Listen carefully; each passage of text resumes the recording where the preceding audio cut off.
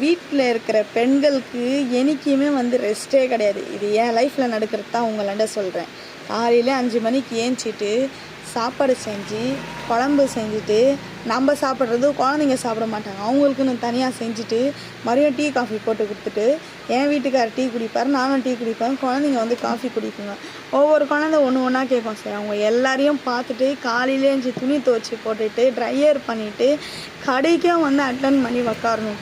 மறுபடியும் அந்த கடைக்கு தேவையான எல்லா சரக்கும் எடுத்துகிட்டு வந்தாருன்னா அடிக்கிட்டு காய்கறி எல்லாம் எடுத்து போட்டுட்டு வரவங்களுக்கும் கவனிச்சிட்டு இத்தனை வேலையும் காலையில் சுற்றி பார்த்துட்டு மறுபடியும் 12 மணிக்கு போயிட்டு மறுபடியும் என்ன செஞ்சதெல்லாம் எல்லாத்தையும் ரெடி பண்ணி வச்சுட்டு மறுபடியும் பார்த்திங்கன்னா அதுக்கு தேவையான கச்சிக்காய் வந்து தொட்டுக்க சொல்வீங்களா, ஸோ அதெல்லாம் வந்து ரெடி பண்ணிவிட்டு 1 மணிக்கு சாப்பிட்றதுக்கு இதெல்லாம் பண்ணி எங்களுக்கு மறுபடியும் அவங்களுக்கெல்லாம் சாப்பாடு பண்ணி வரிச்சு பசங்களுக்கு குழந்தைங்களுக்கு எல்லாமே கொடுத்துட்டு எல்லாமே ஒன்று தான் வீட்டுக்காருக்கும் கொடுத்துட்டு இதெல்லாம் நம்ம ரெஸ்ட் இல்லாத கொஞ்சம் நேரம் கூட நம்ம உட்காரத்துக்கு நேரம் இருக்காது.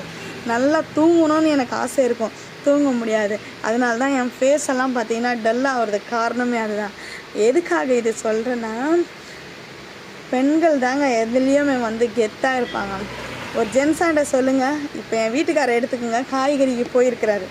அம்சாக்கா அவருக்கு அந்த கடை எங்கே இருக்குது, இங்கே இருக்குது, அங்கே இருக்குதா 10 ஃபோன் பண்ணியே டார்ச்சர் சாவடிச்சிடுவாங்க. ஏன்னா ஒரு வேளை அவங்களுக்கு சொன்னால் அவங்க ஒழுங்காக செய்ய தெரியாது இல்லையா, அதனால் நம்மளே கேட்டு சாவடிச்சிடுவாங்க.